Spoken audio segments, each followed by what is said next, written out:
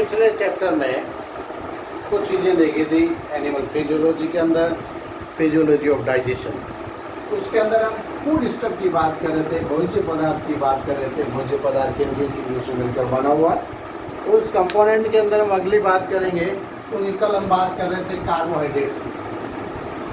Carbohydrates, ये carbohydrate चूँकि हमने कल बात किया था, ये कार्बन, हाइड्रोजन और ऑक्सीजन के बने हुए होते हैं, या फिर हमने इनको कहा था ये पॉलीहाइड्रोक्सी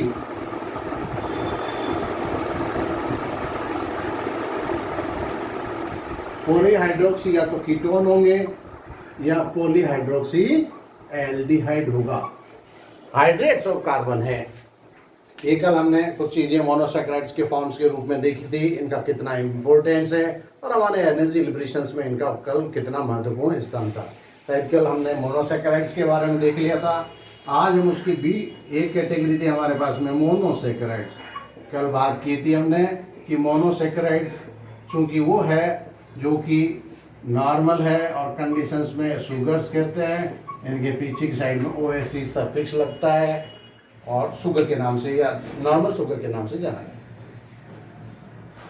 दूसरी हमारे पास में कैटेगरी है जिसको हम कहते हैं ओलिगोसैकेराइड। ओलिगोसैकेराइड्स, ये ओलिगोसैकेराइड्स, ओलिगो का मतलब ही होता है फ्यू, यानी कुछ मोनोमर्स, यानी एक से अधिक मोनोमर यूनिट्स किसकी, मोनोसैकेराइड की यदि मिल जाए और इनके अंदर एक कंडीशंस पाई जाएगी, that is N glycosidic bond. जब कोई भी दो मोनोमर मिलेगा तो उनके अंदर वाटर मॉलिक्यूल्स, पानी बाहर निकल जाता है और एक नया प्रकार का बॉन्ड बन जाता है जिसको हम कहेंगे ग्लाइकोसाइडिक बॉन्ड। सवाल आते रहता है कि कार्बोहाइड्रेट्स के अंदर पाया जाने वाला कौन सा बॉन्ड होता है, that is N glycosidic bonds. Oligosaccharides की जो संख्या है मोनोमर्स की, वो 3 से लेकर 7 तक पाई जाती है, इसीलिए हम इसको ओलिगोसैकेराइड्स कहते हैं। अब ग्लाइकोसाइडिक जो बॉन्ड है वो हो सकता है कि 1-2 टाइप का हो, 1/4 टाइप का हो, या 1/6 टाइप का ग्लाइकोसाइडिक बॉन्ड हो सकता है। इस बॉन्ड्स के माध्यम से ये अल्फा भी हो सकता है या बीटा बॉन्ड्स भी हो सकते हैं। अल्फा अल्फा हो सकता है, बीटा बीटा हो सकता है, या अल्फा बीटा दोनों हो सकते हैं। अब हम बात करेंगे कि ओलिगोसैकेराइड्स के अंदर कौन कौन से सैकेराइड्स आते हैं। अब यदि इसको नाम के आधार पर यदि हम उसको वर्गीकरण करें तो हमारे पास एक नया वर्गीकरण हो जाएगा, डाइसैकेराइड। चूंकि नाम से ही पता है, यहां पर जो होगी वो 2 मोनोमर यूनिट होगी, यानी 2 मोनोमर यूनिट है और एक ग्लाइकोसाइडिक बॉन्ड होगा, तब जाके वो एक डाइसैकेराइड्स बनेगा।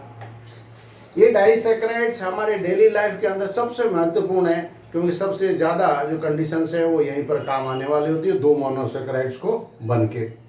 बहुत सारे डाइसैकेराइड्स जो हमारे यहाँ पर काम आते हैं, उसमें से हम कुछ एक एग्जांपल लेते हैं जिससे ये पता चल जाए कि कौन कौन से डाइसैकेराइड्स हमारे यहाँ पर काम आते हैं। जैसे नंबर 1 माल्टोज। ये सामान्यतः माल्ट शुगर के नाम से जानी जाएगी। माल्ट, आपको ध्यान होगा कि ये विभिन्न प्रकार की बेवरेज के अंदर या दारू बनाने के लिए भी काम में ली जाती है, और ये अंकुरित बीजों के अंदर बहुत मिलती है माल्ट शुगर।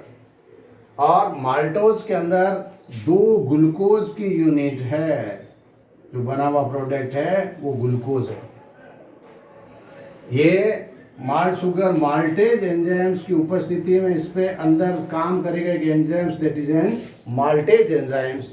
वो माल्टेज एंजाइम जो है सलाइवरी एमाइलेज के अंदर माल्टेज, तो उसके अंदर ये होकर उसको ग्लूकोज में कन्वर्ट करने की कोशिश करता है। नेक्स्ट हमारे पास में है, ये तो हो गया माल्टोज।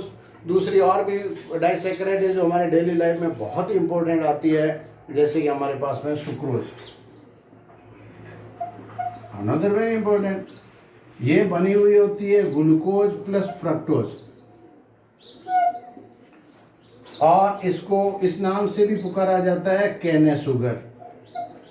या बीट शुगर, चूंकि ये चुकंदर में मिलती है इसलिए इसको बूट शुगर कहते हैं। केने शुगर कहते हैं, केने शुगर का मतलब हो गया हमारे पास गन्ने में मिलती है, इसलिए हम इसको केने शुगर भी नाम कहते हैं। वास्तविक रूप से हम डेली लाइफ के अंदर जो काम लेते हैं ये वही शुगर होती है, इसलिए इसको किचन शुगर के नाम से भी पुकारा जाता है। ये किचन शुगर होगी, लेकिन ये जो है वो नॉन रिड्यूसिंग होती है। अनदर वेरी इंपॉर्टेंट, ये नॉन रिड्यूसिंग शुगर है। ये किसी भी प्रकार के फेलिंग सॉल्यूशंस या बेंडिक सॉल्यूशंस को रिड्यूस नहीं करती है, इसलिए इसको नॉन रिड्यूसिंग शुगर्स कहते हैं, क्योंकि इसके अंदर बॉन्ड की स्थिति ग्लाइकोसाइडिक 1,2 ग्लाइकोसाइडिक बॉन्ड पाया जाता है और वहाँ पर हाइड्रोलाइसिस होने के बाद में उसको रिड्यूस करने के लिए किसी प्रकार के आयंस नहीं होते, इसलिए फेलिंग सॉल्यूशंस और बेंडिक सॉल्यूशंस को रिड्यूस नहीं कर पाती है, इसीलिए हम इसको बोलते हैं नॉन रिड्यूसिंग शुगर। ये वाली सभी दूसरी रिड्यूसिंग शुगर्स हो गई। ये हो गए हमारे पास में माल्टोज। कुछ है हमारे पास में ट्री हेलोज। ये ट्री हेलोज जो है वो वास्तव में इंसेक्ट शुगर के नाम से जानी जाती है। इंसेक्ट शुगर क्योंकि ये इंसेक्ट या जितने भी कीट है उसके हीमोलिम्फ में पाई जाती है। हीमोलिम्फ के अंदर, वहाँ पर हमारे यहाँ पर जैसे हीमोग्लोबिन होता है, वहाँ इंसेक्ट्स के अंदर हीमोलिम्फ पाया जाता है। वहाँ की ये शुगर्स है, जैसे हमारे यहाँ जितना भी महत्वपूर्ण पदार्थ ग्लूकोज है, वहाँ पर इतने ही महत्वपूर्ण पदार्थ इंसेक्ट शुगर के नाम से जानी जाएगी। बहुत सवाल आता है ट्री हेलोज प्रकार की शुगर। एक और इंपॉर्टेंट शुगर है हमारे पास में, and that is N lactose. Lactose sugar चूंकि इसको मिल्क में पाई जाती है, so it is called a milk sugar. हमने मोनोसैकेराइड्स में भी देखा था कि ये मिल्क शुगर जो है वो इम्पोर्टेंट है। ये दो कॉम्बिनेशन है, एक हमारे पास में ग्लूकोज होगा और दूसरा हमारे पास में होगा गैलेक्टोज। इनका बीटा-1,4 ग्लाइकोसाइडिक बॉन्ड पाया जाएगा और आगे चल के दो कंपोनेंट्स में, और स्पेशली ये लैक्टेज एंजाइम्स की उपस्थिति में दो भागों में टूट जाएगी, एक ग्लूकोज और दूसरा हमारे पास में गैलेक्टोज। चूंकि ये दूध में ही पाई जाती है, इसको मिल्क शुगर कहते हैं। लैक्टेज एंजाइम्स जो है, क्योंकि बच्चों के अंदर दूध पचने की क्षमता बहुत होती है, लेकिन एडल्ट एज के अंदर बहुत सारे ह्यूमन बीइंग में ये देखा गया है कि लैक्टोज को पचाने की क्षमता नहीं होती, और धीरे धीरे उसको लैक्टोज को पचाने की क्षमता, यानी वो दूध नहीं पी सकता, दही नहीं खा सकता, खट्टी छाछ नहीं पी सकता, और उसके जो भी बने हुए प्रोडक्ट है उसको वो यूज़ नहीं कर सकता, क्योंकि वहाँ पर लैक्टेज का पूर्णतः अभाव है। और एक प्रकार की कंडीशन हो जाती है, that is called lactose intolerance, यानी वो दूध को पचाने की क्षमता नहीं होती। चलिए हम बात कर रहे थे यहाँ पर डाइसैकेराइड्स के अंदर। ये हमारे पास में इंपॉर्टेंट डाइसैकेराइड्स है, that is N maltose, sucrose, और दूसरा हमारे पास में ट्री हेलोज और लैक्टोज। ये हमारे डाइसैकेराइड्स के नंबर के हिसाब से। नेक्स्ट हमारे पास में है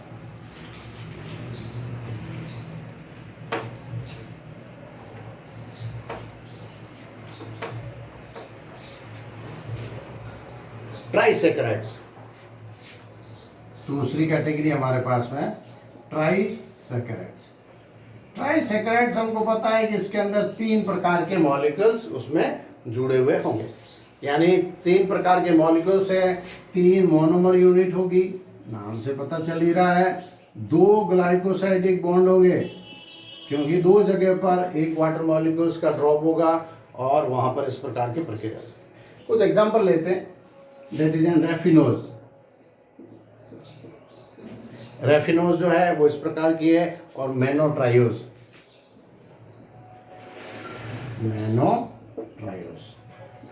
ये ट्राइसैकेराइड्स है जो पाई जाती है। नेक्स्ट इसकी कैटेगरी है टेट्रासैकेराइड्स। टेट्रासैकेराइड्स यानी 4 मोनोमर यूनिट होगी, कहने की जरूरत नहीं है, 3 ग्लाइकोसाइडिक बॉन्ड्स होगा। 3 ग्लाइकोसाइडिक बॉन्ड्स है, जैसे कि स्कोडोज, एग्जाम्पल हमारे पास में है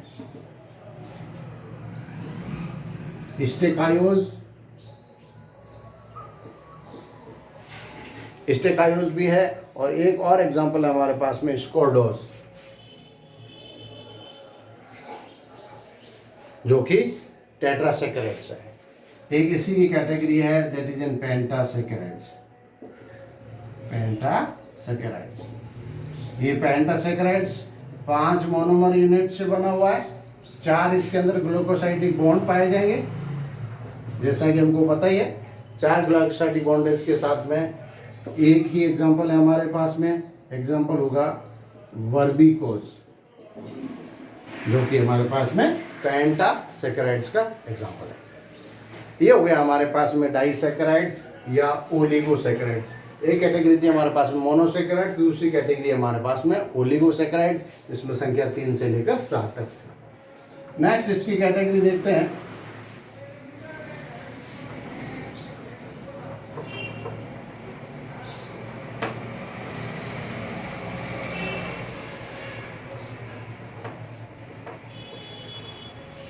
हम यहाँ केवल चूंकि डाइजेशन में ये सब आएंगे इसलिए कर रहे हैं, बाकी आपके पीछे की साइड में इसका पूरा चैप्टर है। अब हम बात करेंगे पॉलीसेकेराइड्स।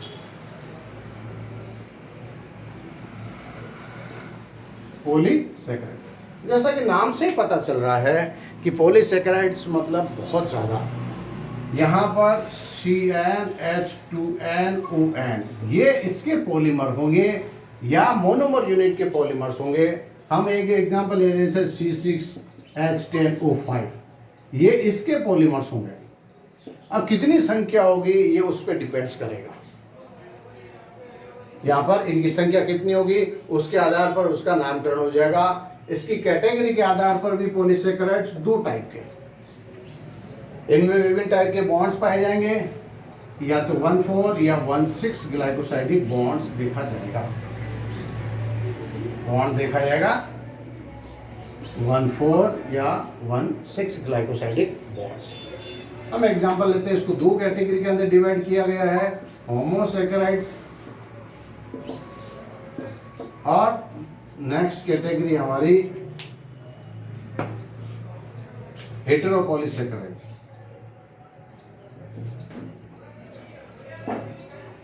होमोपॉलीसेकेराइड जैसा कि नाम से ही पता है, चूंकि ये जितने भी मोनोमर यूनिट होगी सेम होगी।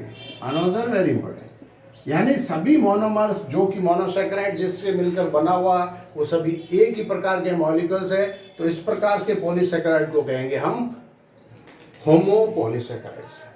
दूसरा यहाँ पर हेटेरो, चूंकि यहाँ पर पॉलीसेकेराइड्स के अंदर बहुत सारे मोनोमर है लेकिन वो डिफरेंट टाइप के होंगे, अलग अलग प्रकार के कंपोनेंट्स पाए जाएंगे, इसीलिए हमने इसको नाम दे दिया हेटेरोपॉलीसेकेराइड्स। अब होमोपॉलीसेकेराइड्स के कुछ एग्जांपल लेते हैं कि वो हमारे यहाँ पर डेली लाइफ में कितना काम आता है। होमोपॉलीसेकेराइड्स का सबसे पहला एग्जांपल है हमारे पास में स्टार्च। ये ग्लूकोज का पॉलीमर है, यानी इसकी जो मोनोमर यूनिट है वो है हमारे पास में ग्लूकोज। यहाँ पर 1,4 ग्लाइकोसाइडिक बॉन्ड्स और 1,6 ग्लाइकोसाइडिक बॉन्ड पाया जाएगा। सॉरी, इनके अंदर केवल एक 1,4 ग्लाइकोसाइडिक बॉन्ड्स होगा और ये इस प्रकार से बंधे हुए होंगे कि एक श्रृंखला के अंदर दूसरी श्रृंखला में इस प्रकार से बनी हुई चेन होगी, और ये जो बॉन्ड है ये होगा 1,4 ग्लाइकोसाइडिक बॉन्ड, स्ट्रेट चेन होगी। स्टार्च, चूंकि हमारे जितने भी स्टोर्ड फूड मटेरियल है, हमारे एनिमल किंगडम के अंदर जो भी सोर्स ऑफ एनर्जी है वो वास्तव में यही है स्टार्च। स्टार्च में ही सभी कुछ चीज़ें स्टोर्ड होती है, जैसे सभी प्रकार के धान, व्हीट, बार्ले, राइस, पोटैटो, इन सब के अंदर जो भी स्टोर्ड फूड मटेरियल है वो हमारे पास में स्टार्च है। और स्टार्च जो है एक कंडीशंस में और है, आयोडीन के साथ में ये कलर देता है ब्लू, इससे पता चल जाता है कि आयोडीन के साथ में नीला कलर देता है, तो ये स्टार्च होगा। स्टार्च का आगे धीरे धीरे पाचन होगा और फाइनली वो मोनोमर यूनिट के अंदर या ग्लूकोज के अंदर कन्वर्ट हो जाएगा। ये तो हो गया हमारे पास में स्टार्च। नेक्स्ट पॉलीमर है हमारे पास में ग्लाइकोजन।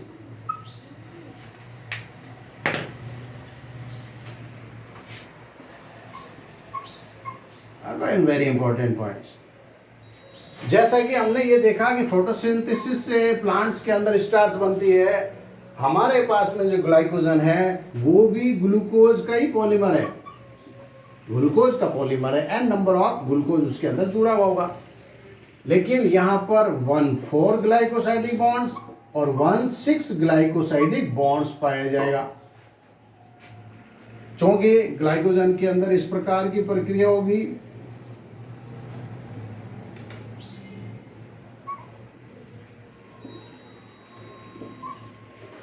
ये तो हुआ हमारे पास में स्ट्रेट चेन। अब ये भी हो सकता है कि ग्लाइकोजन के अंदर साइड चेन बन रही हो, उस कंडीशंस के अंदर इस प्रकार की प्रक्रिया होने से इसके अंदर 1,6 ग्लाइकोसाइडिक बॉन्ड भी होगा, और ये जो बॉन्ड्स है ये 1,4 ग्लाइकोसाइडिक बॉन्ड्स है। हमने स्टार्च में कहा था कि वो प्लांट्स का स्टोरेज फूड मटेरियल है। बहुत इंपॉर्टेंट है कि हमारे अंदर चूंकि जितने भी ऊर्जा एनिमल्स में यदि स्टोर रहती है ग्लाइकोजन की फॉर्म के अंदर रहती है, इसीलिए इसको हमने नाम दे दिया एनिमल स्टार्च। हम जानते हैं, पहले बात हो चुकी है कि लीवर के अंदर और मसल्स के अंदर सभी फॉर्म के रूप में ये ग्लाइकोजन स्टोर रहती है। ग्लाइकोजन हमारा मेन एंड इम्पोर्टेंट है क्योंकि इसका कन्वर्जन होता रहता है ग्लूकोज से ग्लाइकोजन में या ग्लाइकोजन से ग्लूकोज के अंदर। नेक्स्ट कैटेगरी है हमारे पास में जो कि होमोपैलेसेकाइड में फिर इम्पोर्टेंट है, that is an cellulose.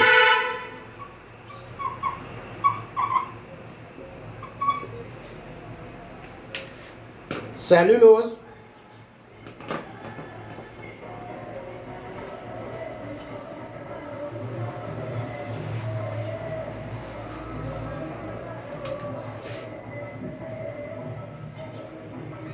Cellulose भी ग्लूकोज का ही पॉलीमर है। चूंकि यहां पर सेलुलोज है वो अलग अलग कंडीशंस के अंदर बना हुआ है, 1,4 और 1,6 ग्लाइकोसाइडिक बॉन्ड होगा, और एक एंजाइम्स है जो इसको पचाने में काम करता है, that is N cellulase. Another very important, cellulose हमारे अंदर पचाने की कोई क्षमता नहीं होती क्योंकि हमारे पास में सेलुलेज एंजाइम्स एब्सेंट है। यदि हमारे अंदर सेलुलोज चला भी गया है तो वो हमारे को पचाने की क्षमता नहीं होगी। अब सेलुलोज चूंकि ये प्लांट्स का प्रोडक्ट है और हम जानते हैं कि प्लांट्स के अंदर जो सेल है, सेल की जो सेल वॉल है, वहां पर स्टोरेज फूड मटेरियल जो है वो सेलुलोज होगा। चूंकि वहां पर पैक्टिन की दीवारों के साथ में जो प्रोडक्ट पाया जाता है वो सेलुलोज की दीवारें पाई जाती है।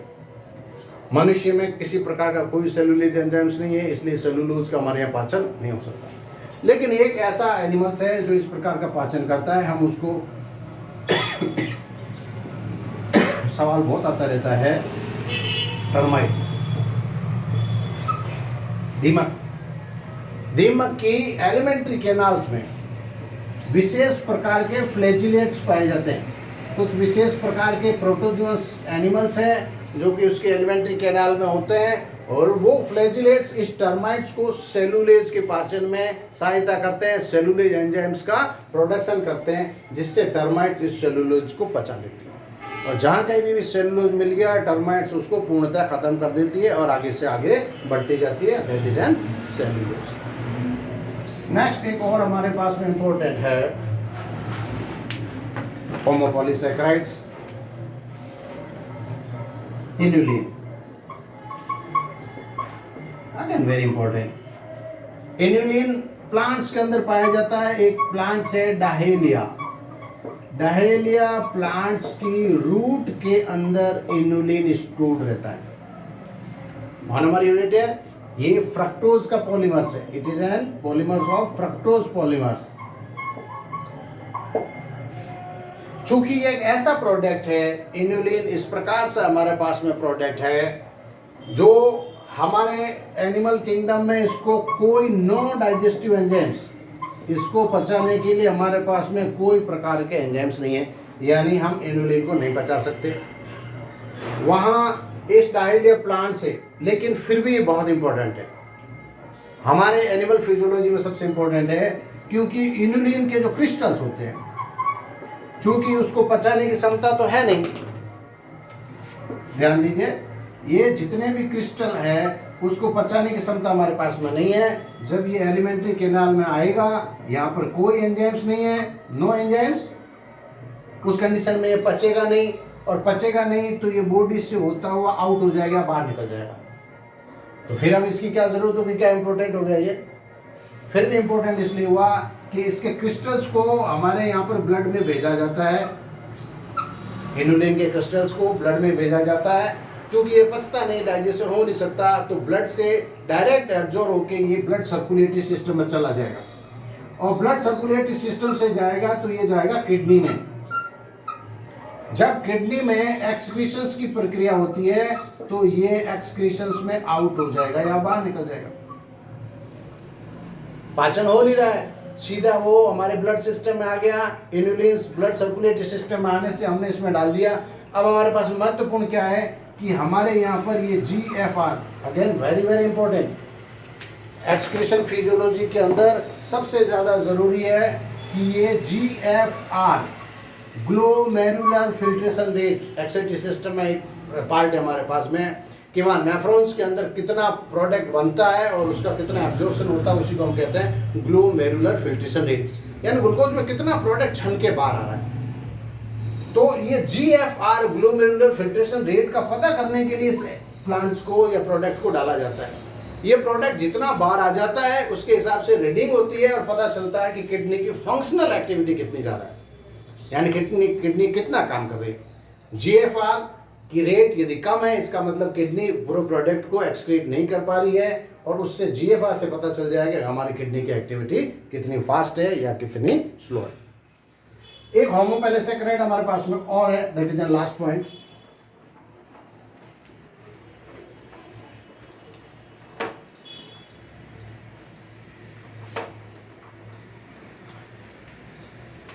काइटिन।